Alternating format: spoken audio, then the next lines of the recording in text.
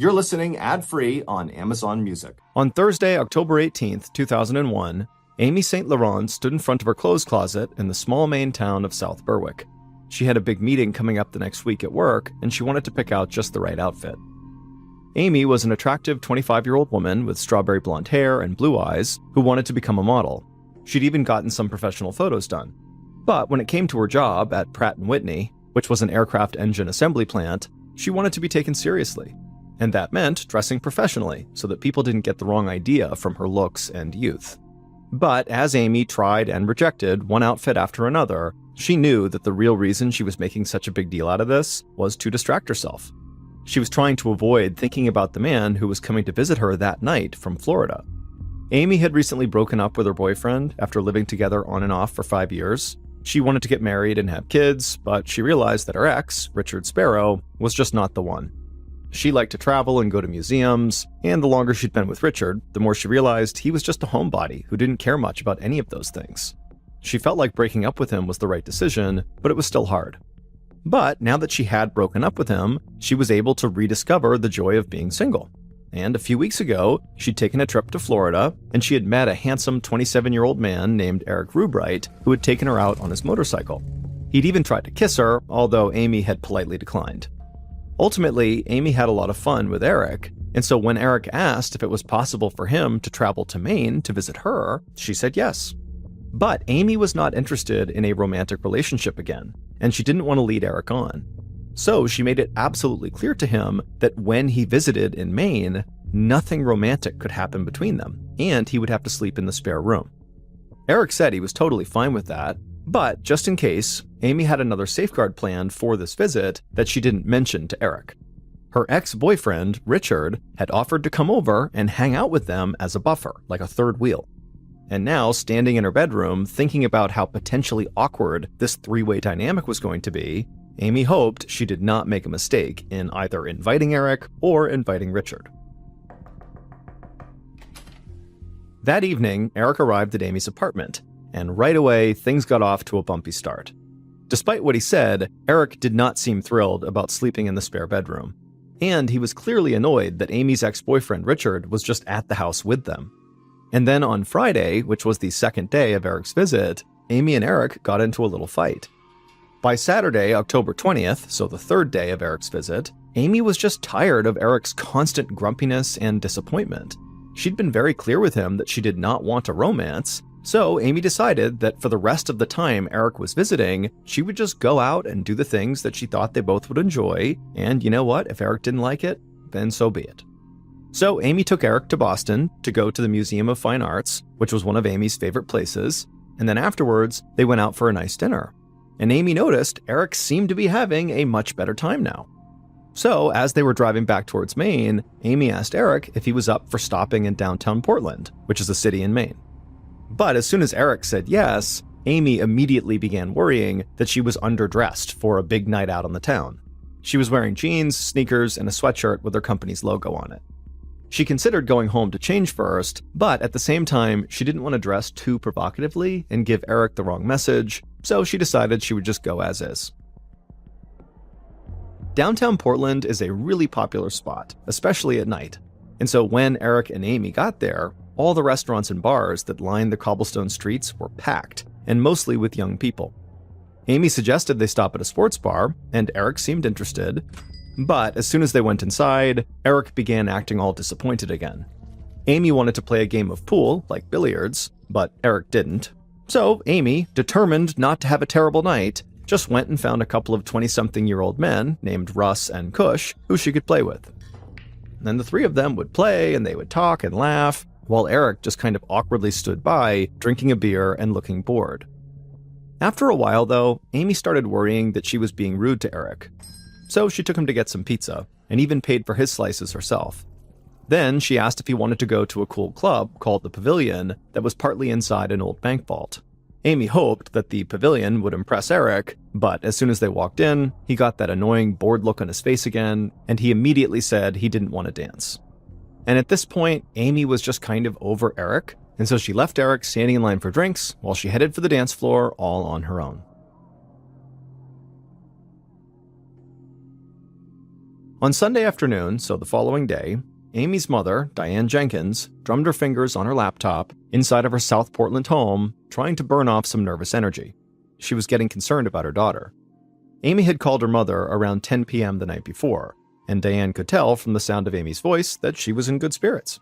Amy had said that she and her friend Eric were driving downtown, and so she asked her mom if she wanted to join them for a drink, since she lived pretty close. But Diane was already in her pajamas, so she said no. But after that, Amy had not called again, which was odd because the mother and daughter talked every day. Diane picked up the phone again and called her daughter's cell phone, but it went to voicemail for the fourth straight time. Diane wanted to think that Amy was just busy with her weekend guest Eric, but it had been hours and hours, and Amy never ignored her calls for this long. So Diane picked up her phone again, but this time she called her ex-husband, who was Amy's father. He lived close to Amy and took care of her cat whenever Amy was away for more than a few hours. But when Amy's dad picked up, he told Diane that he hadn't heard from their daughter either. And so Diane really started to worry that something could be wrong. The next morning, when still Amy had not called her mom, Diane called Amy's work. But the person who answered the phone call said Amy hadn't shown up, and she hadn't called ahead or emailed ahead to tell anyone why she was not coming into work. At this point, Diane felt a full-blown panic attack coming on as it dawned on her that her daughter truly had disappeared. And so Diane hung up on that call and then immediately called the police to report her daughter missing. That evening, which was October 22nd, 2001, Detective Danny Young flopped onto the sofa and flipped on Monday Night Football. It was the veteran detective's first night off since the 9/11 terror attacks on the World Trade Center in New York. For the past 6 weeks, Young had been investigating crimes by day for the Portland Police Department, and then by night, he and his bomb-detecting dog had been doing extra patrols, checking out the Portland Ferry for explosives, or checking out suspicious packages. And so at this moment, the detective's living room couch never felt so good. So when his phone rang a few minutes later, Detective Young wasn't sure if he even wanted to answer it. But he slowly did get off the couch and he picked up. And on the other line was a deputy sheriff from the county who said he needed Detective Young's help. He told Detective Young that the daughter of one of his friends was missing after she had spent the evening with a guy from out of town. The sheriff told Young that the woman's name was Amy St. Laurent, and her mother had already filed a missing person report in Portland, and her family had already gone out and begun putting up missing person posters all over the place. But police had not launched a full-scale investigation yet because Amy was an adult and she had not been gone for very long. But this deputy was wondering if maybe Detective Young could help off the books. Detective Young wanted to say no because he was exhausted, but Amy's disappearance felt oddly personal to him. He had a daughter who was not only Amy's age, but shared the same name. And like Amy St. Laurent, Young's daughter also loved going to the Pavilion nightclub. As the deputy sheriff told Young more about Amy and why her family was so worried, Young's gut told him something was wrong here. So he told the deputy he would look into this. After the call with the deputy sheriff ended, Detective Young called a supervisor to tell him he was going to investigate this Amy St. Laurent case. But the supervisor thought this was a bad idea, that it was a waste of time. A 25-year-old woman disappearing after a night of partying was not exactly big news. Maybe she had a hangover, or maybe she met up with a guy and didn't want to come home quite yet. Ultimately, the supervisor felt like the chances that something bad had happened to Amy were pretty slim. Also, the supervisor pointed out that this was Detective Young's first night off in a really long time, and he needed to take a break. But Young was adamant that he wanted to do this, and so after some convincing, his supervisor let him launch his own unofficial investigation. Before Detective Young left his house, he called a sergeant at the police station.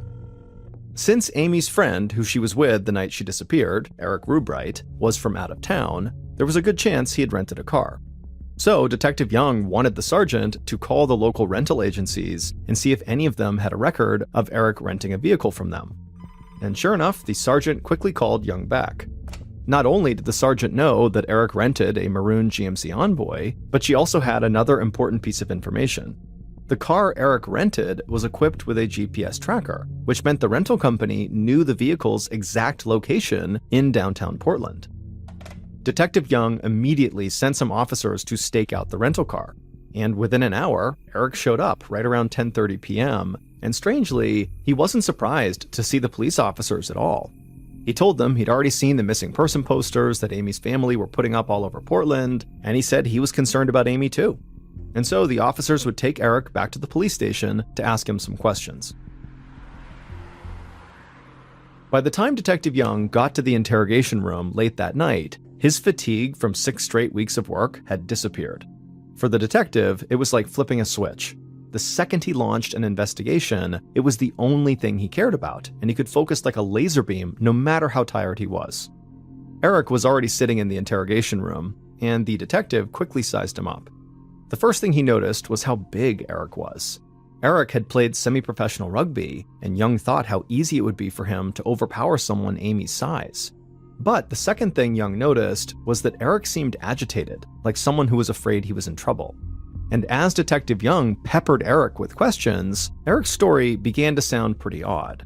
He claimed that on the night Amy was missing, they were at the Pavilion Club, and then after the last call, which was sometime between 12:45 and 1 a.m., Eric went to the bathroom. But he got stuck in a long line, and then by the time he got out of the bathroom, Amy had taken off, leaving him alone. So he got in his car and he circled the block once to see if he could find her, but when Amy didn't turn up, he decided that she would just have to find her own way home, and he left. But what made this story so hard to believe was that according to Eric, Amy had left her wallet, cell phone, purse, and car keys in his car. Detective Young was about to ask Eric to explain this when someone knocked on the door. Young frowned, but he knew nobody would interrupt unless it was really important, so he excused himself and stepped out of the room. And once he had, an officer handed him a phone, and when Young put it to his ear, he heard his sergeant's voice. The sergeant said he was with 3 young men who had flagged down his patrol car to tell him they were with Amy the night she disappeared and they needed to talk to police right now. Detective Young told the sergeant to bring them in right away. But Detective Young had to get back to his interview with Eric, so he assigned other detectives to talk to the 3 young men and just report back to him.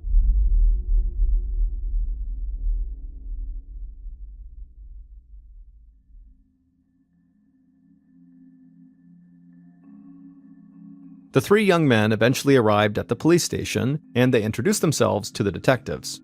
They were Russ Gorman, Kush Sharma, and their other roommate.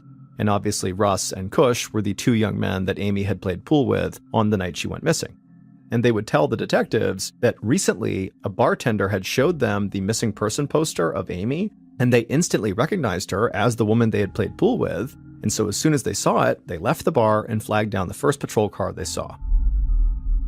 Russ was a charming guy who had very stylized hair. He had frosted tips, which meant the ends of his hair, kind of all throughout his hair, were bleached blonde, and he gelled his hair up.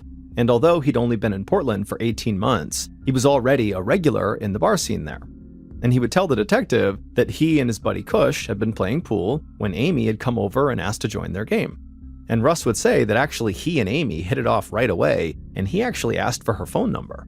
But Russ made it clear he did not expect this to go anywhere, because he watched as Amy literally went back to her date, and so Russ and Kush just left and went to another bar. But then the 2 men went to the Pavilion nightclub, where sure enough, they ran into Amy again. This was around the time that Amy had gone to the dance floor on her own. She saw Russ and Kush, and the 3 of them basically started dancing together.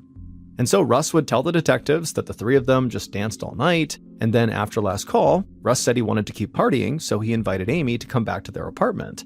He told her they were going to have an after-hours birthday party for their 3rd roommate, and he wanted Amy to join them. And so she agreed, and they all got to the apartment at around 1:15 a.m. But the birthday party never really materialized, and Russ could tell Amy was really bored, and so eventually he just asked Amy if she wanted a ride back home.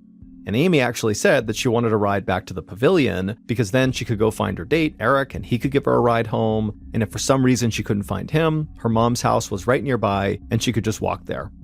So at about 2 a.m., Russ dropped off Amy right outside the Pavilion on the curb, and then after watching her head towards the Pavilion, Russ just drove home and stayed there for the rest of the night. And when detectives spoke to the other 2 roommates, they would tell basically the exact same version of the story. The detectives were excited. It sounded like Russ may have been the last person to see Amy alive, and so they rushed to tell Detective Young what they had learned. Detective Young was still talking to Eric when the detectives knocked again on their door, and when Young stepped out and they told him what Russ and the roommate said, a new theory popped up in Detective Young's head. He wondered if maybe Eric saw Amy get dropped off by some other guy, and maybe that sent him into a jealous rage. But when Detective Young walked back into the interview room and sat down, he said nothing to Eric about what he had just learned. Instead, he asked Eric to go over all of his actions after Amy had left the club without him. Young wanted to see if he could maybe catch Eric in a lie. Eric claimed that after he realized Amy was gone, he just drove himself back to Amy's house and then let himself inside using Amy's key. But when he didn't find Amy inside, he said he felt weird about staying in her house all alone, so he slept outside in his car.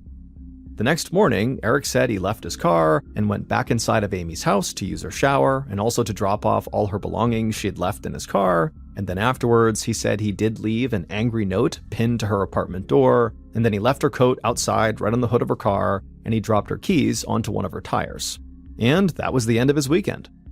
When Eric stopped talking, Detective Young couldn't help but feel like this guy's story just seemed totally off.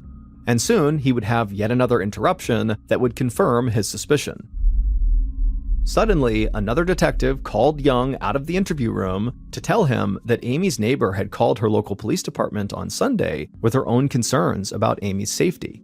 She'd seen Amy's expensive coat on the ground beside her car on Sunday morning, so she had knocked on Amy's door to see if she was okay. But it wasn't just the coat that made the neighbors nervous.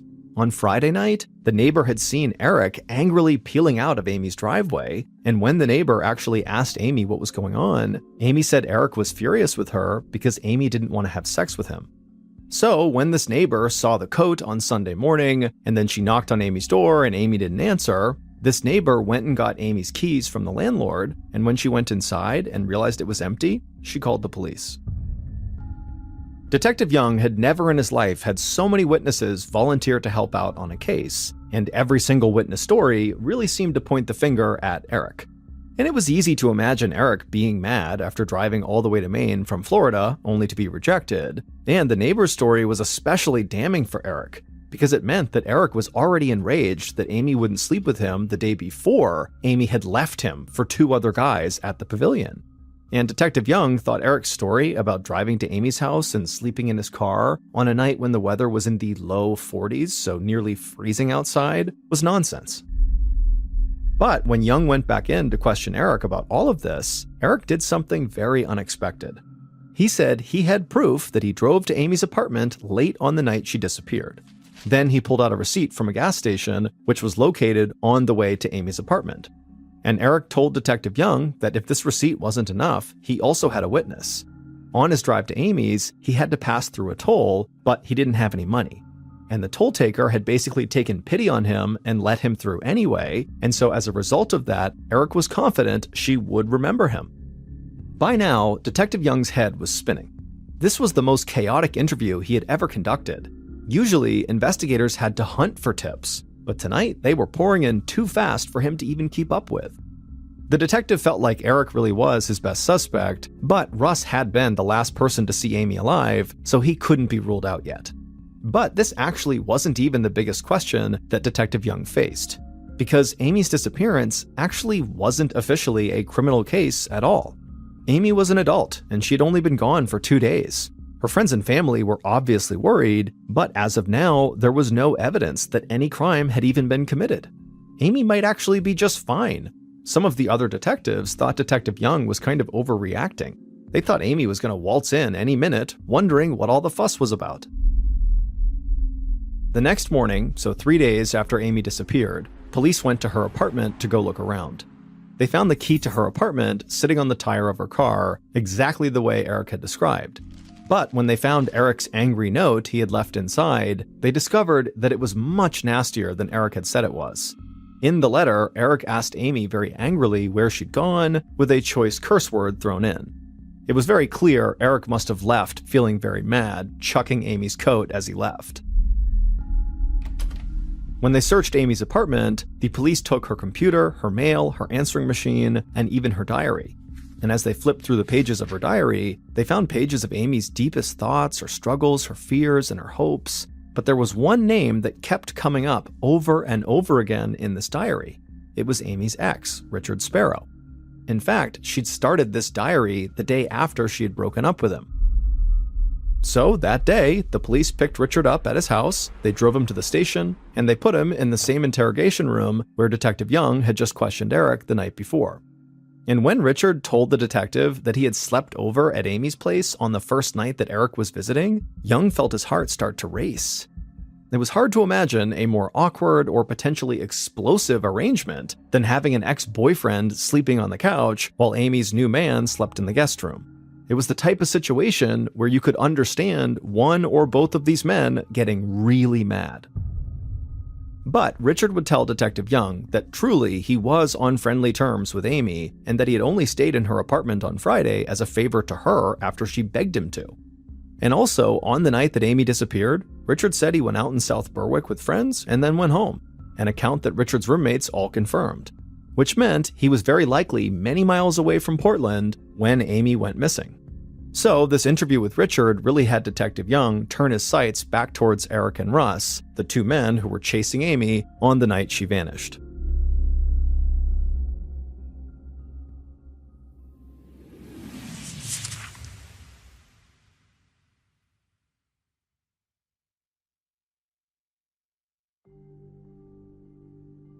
As the days went by with no word on the whereabouts of their daughter, Amy's parents became increasingly desperate. On Thursday, October 25th, almost a week after Amy disappeared, her mother Diane went to the media and offered a $35,000 reward for information that would lead to Amy's safe return. And by now, Amy's case was no longer an off-the-books investigation by Detective Young. This was now a full-scale police operation. As a reminder to himself of just what was at stake, Detective Young put a photo of Amy on his desk. By now, Detective Young was pretty sure he knew which one was responsible for Amy's disappearance, but he couldn't prove it. So for now, he was just going to treat Eric and Russ like equal suspects. When Young had checked both men's backgrounds, he'd found they both had criminal records. Russ was on probation for theft, and the night he gave Amy a ride, he was driving with a suspended license, and facing the prospect of having his license revoked entirely. Eric had some minor drug offenses on his record, but more alarming was his ex-girlfriend in Florida had a restraining order against him. Weirdly, her name was also Amy, and she even kind of looked like Amy St. Laurent. Police had begun a much more aggressive search for Amy. Sheriff's deputies retraced Eric's route from the nightclub back to Amy's apartment, checking anywhere that somebody might be able to hide a body, but they found nothing. Police in surrounding communities looked through abandoned buildings, and they searched the train tracks and highways and the edges of the harbor. National Guard helicopters searched from above, and detectives even spent their own time looking for Amy on weekends. But no one could find any trace of Amy. Meanwhile, both primary suspects left town. Eric went back to Florida where he lived and worked, while Russ went to Alabama since he had family there. Usually, Detective Young would want to keep his suspects close, but in this case, he was actually happy that both men had left. He figured the killer might relax once he was away from Portland, and maybe he might confess something to somebody close to him. 5 weeks later, there was still no sign of Amy, and everyone at this point feared she was dead. Officers who had initially been skeptical that Amy was even in trouble were now drawn into the case out of real concern for the young woman. They'd learned so much about Amy during the investigation, not just the details of the last few days before she vanished, but the details of her life, how kind she was and how spontaneously generous. One couple told police that Amy gave them money out of her savings one Christmas when they didn't have money to buy presents for their kid. Another friend told police that Amy one time had paid for a plane ticket so the friend could fly home to celebrate her parents' 50th wedding anniversary. Amy even took a leave of absence from work to stay at a friend's bedside when they were in a coma in the hospital. Some of the officers began referring to Amy as, quote, our Amy, almost like they were her father. Detective Young found himself constantly looking at that photo of Amy he kept on his desk, and whenever he looked at her, he felt like she was looking back at him, pleading with him to help her. And as time dragged on without any breakthrough, people in Portland began getting scared that a killer was literally on the loose among them. And you gotta remember that this was around the time right after 9/11, so Americans at this time were very much on edge. And now Amy's disappearance had only made the paranoia much worse for people in Portland. As the lead detective in the hunt for Amy, Detective Young felt like so far he was letting the public down, especially her family. But he didn't really know what else to do. Without a body, he had no crime scene and no evidence, and so he was totally stalled. And that's when Detective Young got an unusual offer. A lieutenant from the Maine Warden Service named Pat Dorian thought he might be able to help find Amy. Every year, Dorian and his team found over 300 lost hikers, mostly people who got turned around inside of Maine's vast forests. Even though they'd never looked for a dead body before, the lieutenant thought the wardens might be able to apply their expertise to this case. Detective Young wasn't sure that a bunch of game wardens could help, but winter was coming, and once there was snow on the ground, finding a body would be much more difficult, if not impossible. So Detective Young told the lieutenant that yes, he would like his help. So on Monday, December 3rd, which was 6 weeks after Amy had vanished, Detective Young squeezed into a crowded conference room at the police station and took a seat at the conference table. Detective Young's team sat on one side and Lieutenant Dorian's on the other, all of them looking over a table full of equipment, computers, and mapping programs. Detective Young began by showing the wardens all the places the police had already searched. But Dorian really wanted to know more about the suspects, so his team could get a better sense of where either man might go to dispose of a body. So Dorian asked questions like, how familiar were they with the woods and the outdoors? And were they the kind of people who would feel comfortable hiking into an unfamiliar area? Detective Young decided he would just focus on the one suspect he was pretty sure was responsible for Amy's disappearance, which by this point he fully expected was a murder. It was a gamble what he was doing, but in his experience, Young had seen that the more focused a search is, the better the results. So for hours, the people at this table, Dorian, Young, their teams, discussed every detail of the case, and about the one suspect that he was focusing on. But a question from the wardens caught the detectives by surprise. Did their suspect have access to a shovel? And surprisingly, despite all their interviews and questions, none of the detectives had any idea. So immediately after the meeting, Detective Young asked other investigators to find out whether the suspect had a shovel. And right away, word came back that the suspect did have a shovel, and in fact, he had borrowed this shovel recently. 5 days later, at 6:30 a.m. on December 8, 2001, a new, massive search for Amy began. 100 officers and 45 Maine search and rescue volunteers fanned out across southern Maine, along with cadaver dogs that are trained to smell dead bodies. But after hours of searching, the team found nothing. The cadaver dogs indicated that they smelled something a few times, but it turned out to just be nothing but dead animals. Then, around 1 p.m., searchers turned down a side road off the highway that had been used to haul gravel to expand the road. At the end were trails that led off into the brush and some debris from the construction. With snow closing in, the searchers spread out in a line shoulder to shoulder and marched into the woods just as they had at other potential burial spots. And after about 30 minutes of this, one of the searchers ducked under a branch and they came upon a spot where the earth seemed to have been pressed down and kind of smoothed over. So the searchers brought over the dogs, and right away the dogs were barking and pointing at that spot on the ground. Searchers immediately yelled out for Detective Young to come over, and when he did come over and he looked down at the spot, he could see there were some pine needles that had been thrown over this area, almost like to disguise it, and so it seemed very likely this was a burial spot.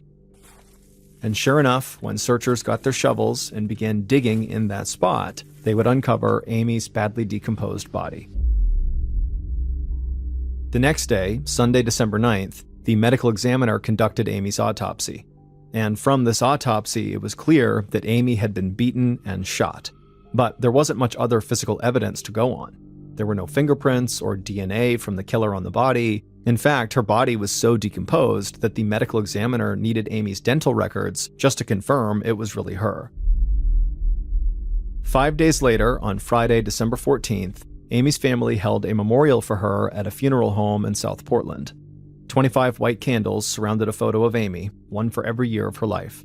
Beside the memorial sat a bouquet of pink roses, just like the flowers that her father would give her every year for her birthday. Detective Young would have loved to be at Amy's service, but he couldn't go because at that very moment, he was in his car driving south on his way to pick up the killer. Even though the killer had left the state, detectives had kept a close eye on him. And when Amy's body was found, they finally got their break, because the killer had believed police would never find the body, and so when they did, the killer panicked. He called someone and he confessed to the crime.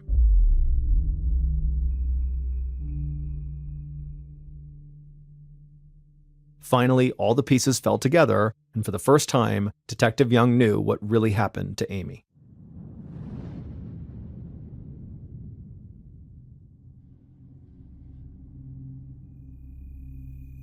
In the early morning hours of Sunday, October 21st, the killer asked Amy if she wanted a ride home. At least that's what he told her he was going to do, because in reality, the killer had other plans in mind. When Amy got in the car, the killer kept staring at her. He thought she was absolutely stunning, and he was sure that if he could just make the right move, something might happen romantically between them. So he turned on the radio, found a good song, and began to drive. Eventually, the killer got onto the highway, at which point Amy told him he was going the wrong way. The killer told her that he was just going to take her for a moonlit walk. It was going to be great. But Amy said she had no interest in that and just wanted to be taken home. But the killer wasn't prepared to do that. So he pulled off the highway to a secluded spot, and he turned to Amy and said, "Please, just give me a chance." Then he told her how pretty she was and how attracted he was to her, hoping this might make her want to stay out longer with him, but it only made her more agitated, and she eventually demanded to be taken home right now. And at first, the killer did begin driving back on the highway as if he was going to take her home, but then he turned down a side road, at which point Amy began screaming at him to turn around and bring me home right now. The killer could feel anger boiling up inside of him to the point where he just couldn't control it anymore. So he pulled the car over on the side of the road, he put it in park, and then he turned and just wound up and punched Amy. Stunned, Amy leapt out of the car and just began running. But the killer had more than just fists to hurt Amy with. He grabbed a gun from under the seat and then ran out after her. And when he caught up to her, he couldn't contain his anger. He hit her again across the face with the gun, splitting her lip and chipping her tooth. Then he hit her for a third time, this time hard enough to break a bone in her face. Amy tried to fight back, but her killer was much stronger, and he knocked her to the ground and pinned her down. They struggled for a while, and at some point the killer tore at Amy's clothes and sexually assaulted her, and then when he was done, he grabbed his gun again. He knew if he were to let Amy go, he'd get in big trouble. So instead, he put that gun to the right side of Amy's head, and he pulled the trigger. The killer knew he needed to hide the body now, but he knew he couldn't do much in the dark, so he dragged her body into the nearby forest where she was out of sight, and then he left her for the night. And then the next day, he returned with a shovel, and he buried her. Even before Amy's body was found, Detective Young had already begun to suspect one person much more than anybody else. Detectives actually managed to find surveillance video of Eric at a gas station alone at 1:36 a.m. on the night Amy went missing, just as Eric had claimed. They also found the turnpike toll taker who remembered taking pity on Eric when he couldn't pay the toll. And so with all that corroboration, police didn't think it was possible for Eric to have returned to Portland to pick up Amy by 2 a.m., the time Russ said he had dropped her off. But police had a harder time verifying Russ's claim that he had driven Amy from his apartment to the Portland nightclub and then returned home in just 25 minutes. Russ's roommates had vouched for him, but their stories didn't hold up. His roommate claimed he knew Russ came in around 2:25 a.m. because he was in the middle of writing an email to his aunt when Russ walked in. But when police looked through his emails, there was no record that he actually sent any email to his aunt. And police could not find a single person who actually saw Russ drop off Amy at the pavilion. Instead, police found evidence that Russ was lying. He got pulled over by police on the night that Amy went missing at around 3:14 a.m. for not dimming his high beam lights. So clearly he hadn't come home quickly and then stayed home like he had claimed, because here he was out and about at 3:14. Then, after Amy disappeared, police found that Russ had borrowed a shovel from his mom's boyfriend, and the location of her body where she was buried, it was found less than 4/10 of a mile from Russ's mother's house. And in addition to all that evidence, Russ actually just confessed the entire crime to his mother after news broke that Amy's body had been found. On Monday, June 30th, 2003, Russ Gorman was convicted of killing Amy and sentenced to 60 years in prison.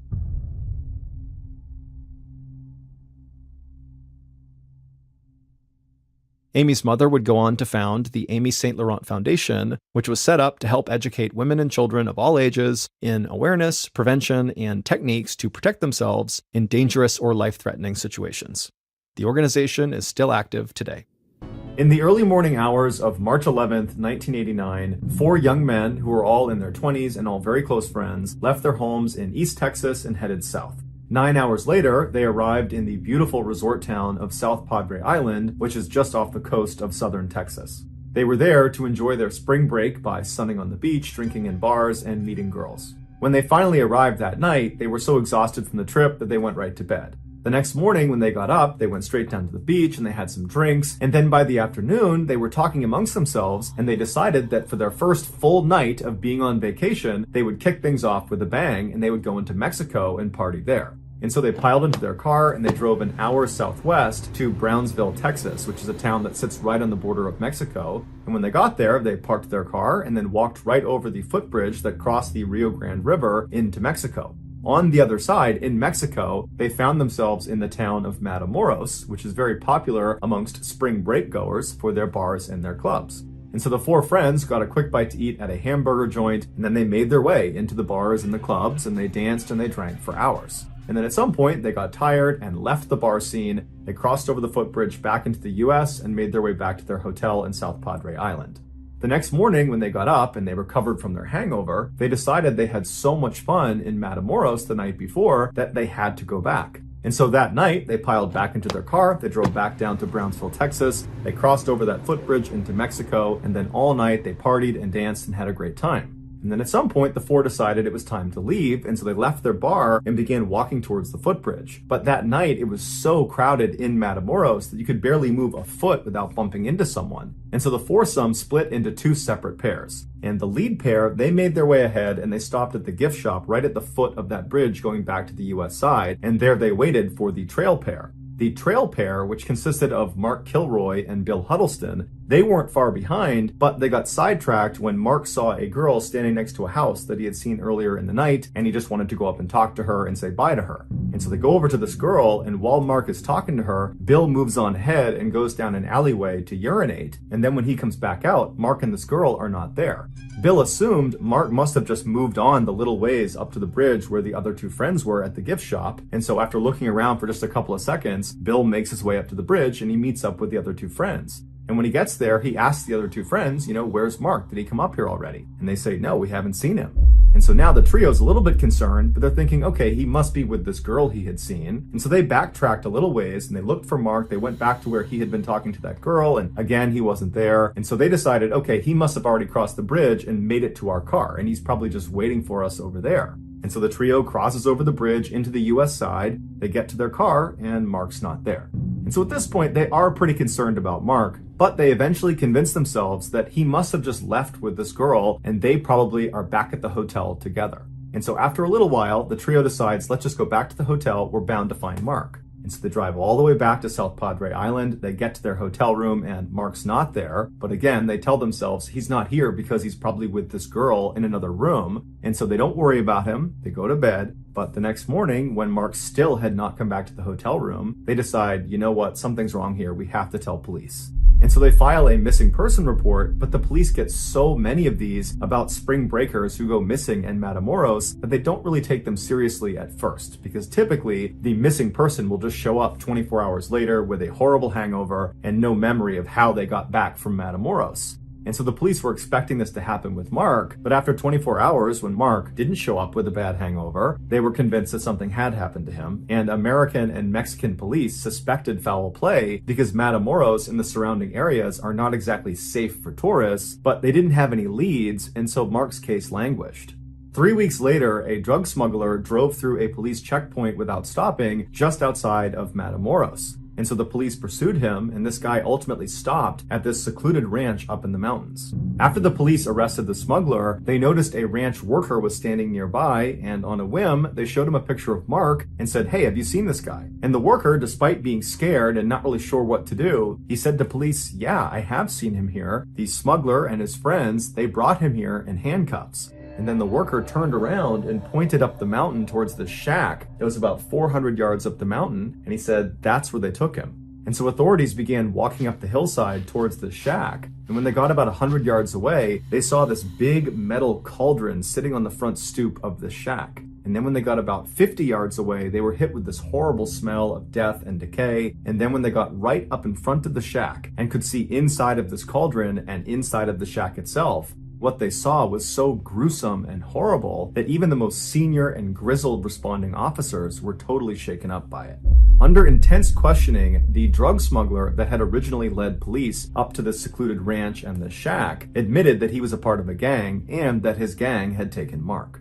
3 weeks earlier, while Bill was urinating in that alleyway, Mark spoke to that girl he wanted to see, and then she went off, and then Mark was left standing alone waiting for Bill to come back. And while he was waiting, a man on the street parked in a red truck yelled out to him to come over. He needed help or something. He lured him to the truck. And so Mark went over to the truck, and then right when he asked the man, what do you need? 2 men, one of which included this drug smuggler, jumped out from behind a building and tried to grab Mark and put him inside of this red truck. Mark was a very fit, big, athletic guy, and so he was able to fight the 2 men off and then took off running down the road. But he only made it about 2 blocks when another car full of gangsters showed up, cut him off, and then at gunpoint got him to come into the second vehicle. And so once he was restrained inside of this vehicle, they drove him out of the town of Matamoros onto some backcountry roads up into the mountains to this secluded ranch where they left him overnight in the car. The next morning, the gang members came back out and they wrapped duct tape around Mark's mouth and his whole face and his eyes. They just left a little slit around his nostrils so he could breathe. And then they pulled him out of the vehicle with his hands tied behind his back and they walked him up the hill to that shack.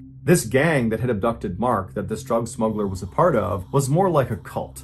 And this cult was led by a man named Constanzo, who practiced a form of black magic called Palo. Constanzo would perform Palo rituals, which he claimed to his followers would make he and all of them invincible. These rituals, which took place in the shack up in the mountains, involved human sacrifice. Constanzo would tell his followers that these people who were going to be sacrificed, they didn't just need to die, they needed to die screaming. Because Constanzo believed the more agony he inflicted on his victims before they ultimately died and were sacrificed to the gods, the more power the gods would grant to he and his followers. And so the people who got kidnapped and marched up to that shack to be sacrificed were subjected to unspeakable atrocities, and Mark had been selected to be the next ritual sacrifice. After Mark was led out of the vehicle with his face all taped up, he was walked up to that shack where he spent several horrifying hours with Constanzo and his cronies, and then at some point Mark was killed when a machete was brought down on the back of his neck. Afterwards, Mark's brain was removed and placed into their sacred cauldron and boiled, and then Mark's legs were removed, and then a long wire was inserted into Mark's torso and fished around inside of him until they hooked it onto his spinal column, and then they buried his torso and his legs, and they left that wire protruding from his body up out of the dirt. There was basically a lead poking out of the ground, and the reason they did that was because later on, they could just pull on that wire and pull up Mark's bones and use his bones to make jewelry. Mark's body was one of 15 discovered in and around this shack.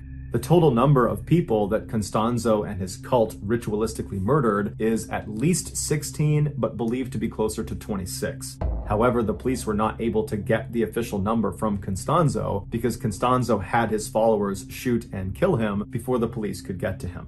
5 other cult members were ultimately convicted for their roles in the cult's murders, and they were each given a sentence of over 60 years in prison. The next and final story of today's episode is called The Most Feared Girl in Mexico. The Sierra Madre Oriental is a major mountain range that starts on the southern border of Texas and Mexico and cuts 700 miles south through the northeastern section of Mexico. About halfway down this mountain range on the eastern face lies a series of caves. And situated below these caves at the foot of the mountains are several small villages that are very isolated, and they're populated primarily with illiterate poor farmers.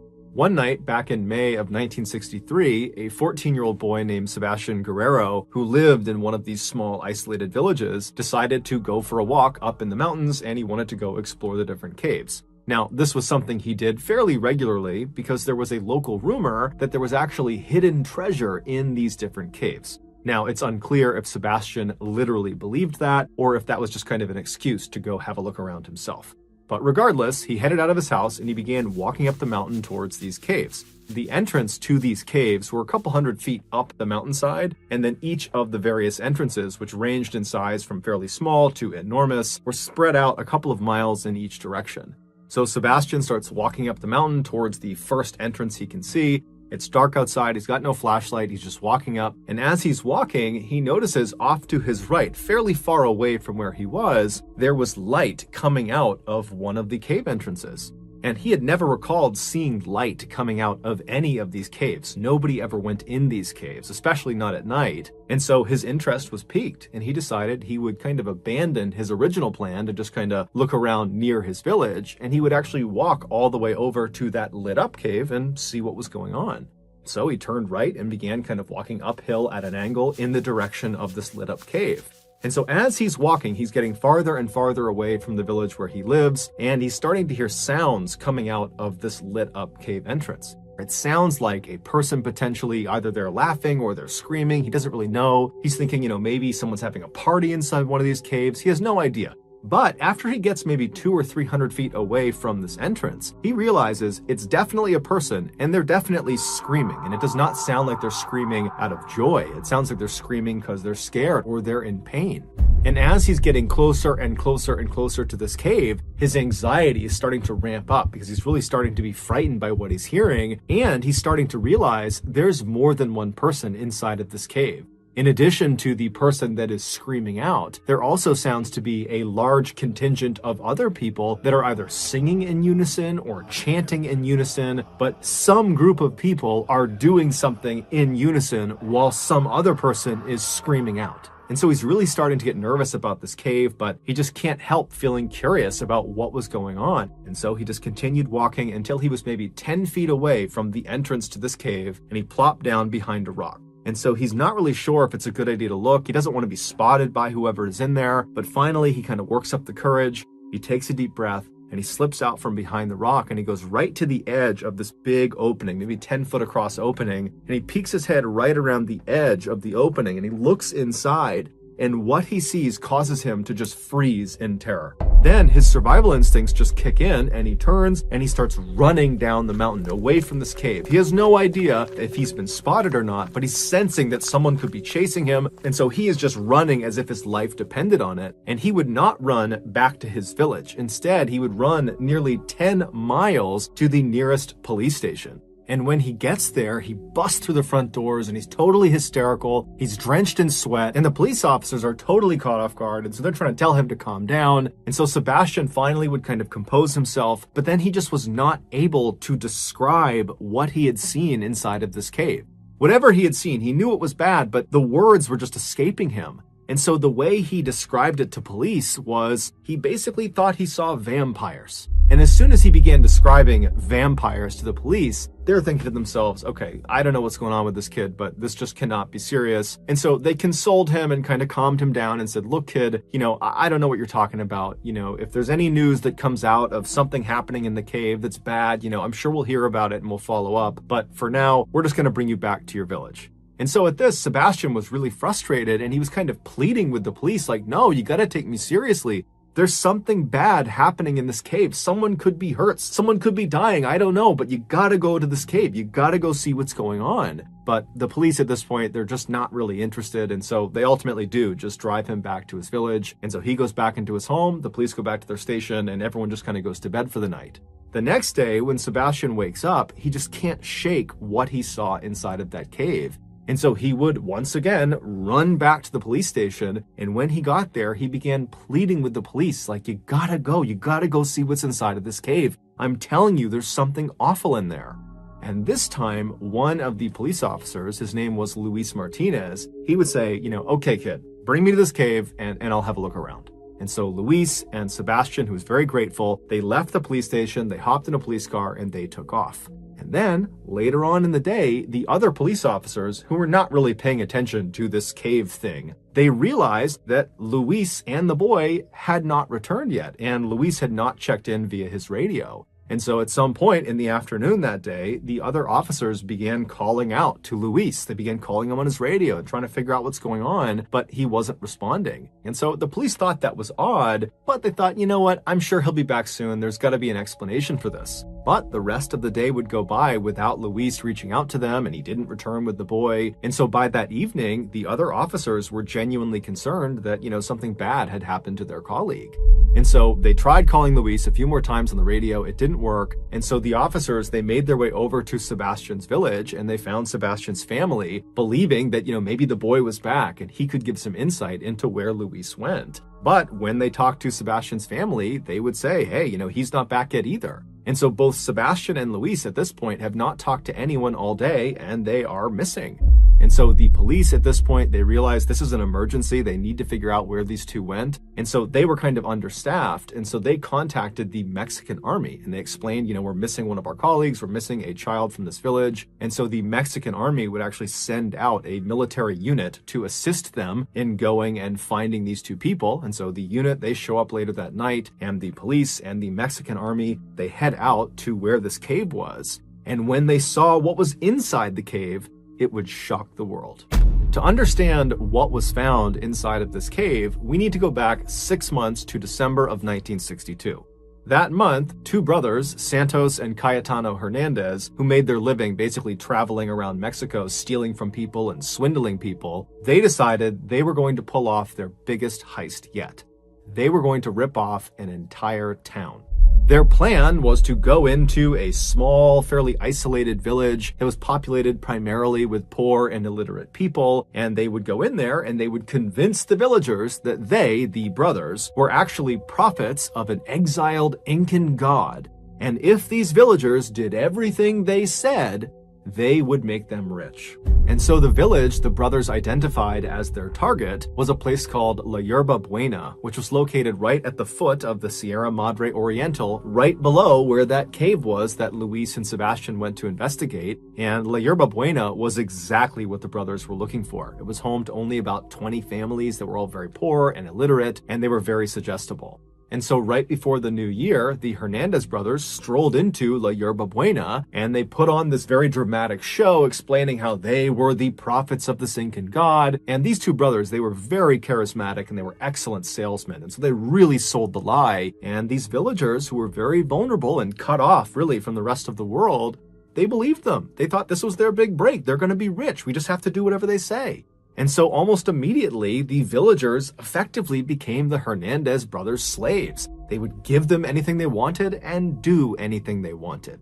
But after a couple of months of this, some of the villagers started to be frustrated with the Hernandez brothers, the prophets, because it seemed like they were not really working towards making the villagers rich. Instead, it just seemed like they were horribly mistreating the villagers. And it just didn't feel like this was a relationship that was benefiting the villagers. And so when this sentiment began to kind of make its way around the 70-ish people who lived in La Yerba Buena, the brothers picked up on it, and they could have, at that point, just kind of abandoned their gig. At this point, they've robbed the town dry. There's nothing left for them to give to the brothers. But for whatever reason, the brothers decide instead to salvage their operation. And so the brothers, they leave the village and they go to a city that's relatively close by, and they recruit this young woman named Magdalena Solis. She was a prostitute, and they tell her, hey, we have this con we're doing in La Yerba Buena where we're pretending to be prophets of this Incan god, and they're starting not to believe our lie, and so we need you, if you're willing, to come with us and pretend to be an actual Incan goddess. And so when you show up, they'll know that we were serious, that we have a direct line to the Incan gods and goddesses, and they'll believe us again, and they'll fall back in line. And so Magdalena, she likes the idea of participating in this con, and so she agrees to do it in exchange for some money. And so she, along with the Hernandez brothers and Magdalena's brother, his name was Eliezer, and he functioned as her pimp, those four people, they went back to Yerba Buena, and when they got there, the Hernandez brothers snuck Magdalena past all the villagers up to that cave up in the mountains, and they put her in the back of the cave. They kind of hid her behind some rocks, and they dressed her up in an Incan goddess costume. And then once she was in there, the brothers went back down to the village and they rounded all the villagers up and said, come on, let's go up to the cave. We have a special ceremony for you. And so the villagers made their way up to this cave, and once they were all inside, the Hernandez brothers used some basic magic tricks and created basically a smokescreen. Once they had this smokescreen kind of billowing in the back of the cave, they secretly signaled to Magdalena, who was behind the smokescreen, and she knew that was her cue, and she leapt through the smoke and she presented herself to the villagers for the first time, and she declared herself to be a reincarnated Incan goddess, and if you don't do what I tell you to do, I'm going to kill you.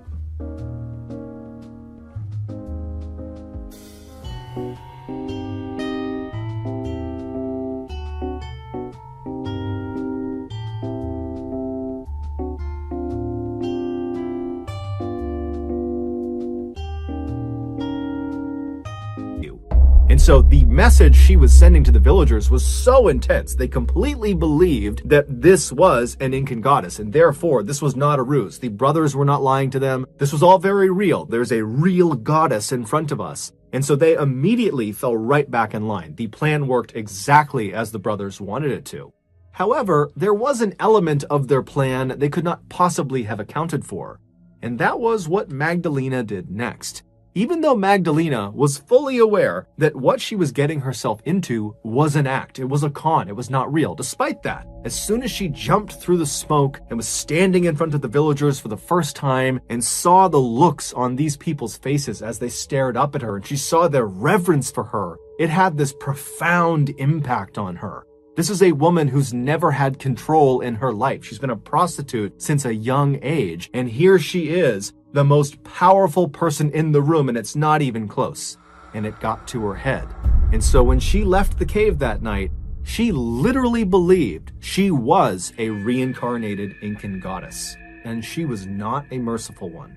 Within the first few days of her stay at La Yerba Buena, Magdalena used threats of violence on the villagers to completely take over the village. She very easily supplanted the Hernandez brothers at the top of the power structure.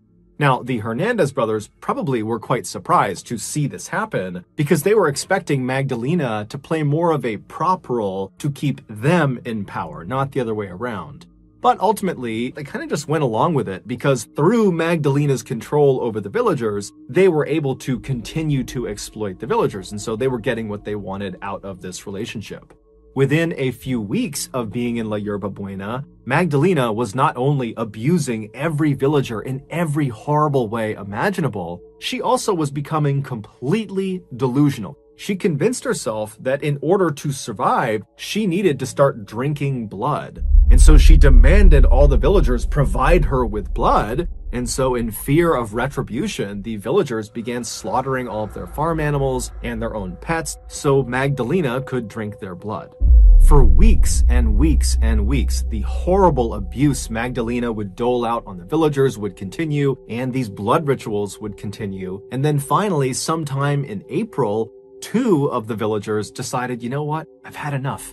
I don't believe Magdalena is actually an Incan goddess. I don't believe the Hernandez brothers are actually prophets. I think this is all a scam. And so they decided the way they would handle this is they were just going to flee the village. Now, somehow their plans to run away got out, and the Hernandez brothers found out about it, and they, in turn, told Magdalena about it, and when she heard the news, she immediately told everyone in the village to make their way up to the cave for a special ceremony. So all the villagers, including the 2 people that were planning on running away, they made their way up to the cave, and once everyone was inside, Magdalena walked to the front of the group, and she pointed at the 2 dissenters, the 2 people that were planning on running, and she demanded that the rest of the villagers kill them. And on the spot, all of the other villagers jumped on top of the 2 dissenters and they lynched them. They beat them to death in the cave. And then after these 2 people have been killed, Magdalena orders their bodies be strung up on these 2 pikes she had set up in the back of the cave because she knew what she was going to be doing up in this cave. And so after these 2 bodies were strung up on these pikes, Magdalena grabs a chalice and she walks over to these 2 bodies and she presses the chalice up against their bodies where they're bleeding from, and she fills it up and then she drinks from the chalice. And at this point, everything changed. Suddenly, Magdalena understood that it wasn't good enough to just be drinking animal blood. That was not enough to keep her, a goddess, alive. She now could only consume human blood. And so for the next several weeks, periodically, Magdalena would order everyone in the village to go back up to the cave for a blood ritual, which they all knew what this entailed. This no longer had anything to do with animals. This was human blood rituals. She would order them up and they would have no idea who was going to be the sacrifice. And so all these people, they get inside this dark cave, and then Magdalena shows up and she stands in front of them, and after kind of looking them over, she identifies her next sacrifice, and out of fear, the other villagers, who were the friends and family of the victim, would launch themselves on top of the chosen sacrifice and lynch them in the cave. And then afterwards, their body would be strung up on one of the pikes, and Magdalena would walk over with her chalice, she would fill it with blood, and she would drink it. And so this would go on and on for several weeks. And one of the most distressing aspects of these human sacrifices is that as she did more and more and more of them, Magdalena got it in her head that beating the sacrifice to death before consuming their blood was spoiling the blood in some way. And so what she began doing was she would have the other villagers beat the sacrifice into submission, and then she would have the sacrifice strung up to one of the pikes while they were still alive, and then she would carve their heart out while they were alive, and then she would drink their blood. So in May of 1963, when Sebastian, the 14-year-old boy, when he poked his head around and looked into that cave, he watched one of these sacrifices having their heart cut out. And he didn't know what to make of it, and so he ran to the police, and then the next day, he and the police officer, Luis Martinez, they would go back to the cave, and Magdalena and her cult would spot them, capture them, and drag them both into the cave, and both of them would be ritualistically sacrificed. They would have their hearts cut out, and Magdalena would drink their blood. When the police and army arrived in La Yerba Buena, it was a ghost town because all of the villagers had been ordered up to the cave where they had barricaded themselves inside with weapons because Magdalena probably knew there was going to be a big police response because one of their officers has gone missing out here. They're bound to be found out. And so when the police and the army reached the cave, there's this big shootout with all of the villagers. And during the shootout, the majority of the villagers are killed. Also, the Hernandez brothers, they're also killed in the shootout. And then after the shootout stops, the police and the army would go into this cave and they would discover the pikes, the bloody pikes that are in the back of the cave with bits of human remains all over the ground. And then they would leave the cave and they would search the town and they would find the remains of Luis and Sebastian outside a particular shack. And then inside the shack was Magdalena and her brother Eliezer. They were still alive. They were trying to hide from the authorities, and so they would be arrested. It's believed Magdalena sacrificed and drank the blood of at least 15 of the villagers over a 6-week period. However, the only remains to be positively identified were Luis Martinez and Sebastian Guerrero. Ultimately, Magdalena and her brother Eliezer were sentenced to 50 years in prison, and all of the surviving villagers who participated in these sacrifices or who participated in the shootout with police and the army, they were given 30 years in prison. Amazingly, none of the villagers ever testified against Magdalena or her brother, despite the fact they were almost certainly offered reduced sentences in exchange for their testimony. Clearly, they were more terrified of the Incan goddess than they were terrified of the prospect of 30 years in prison. Although the exact date of when this happened is not known, Magdalena would eventually die behind bars.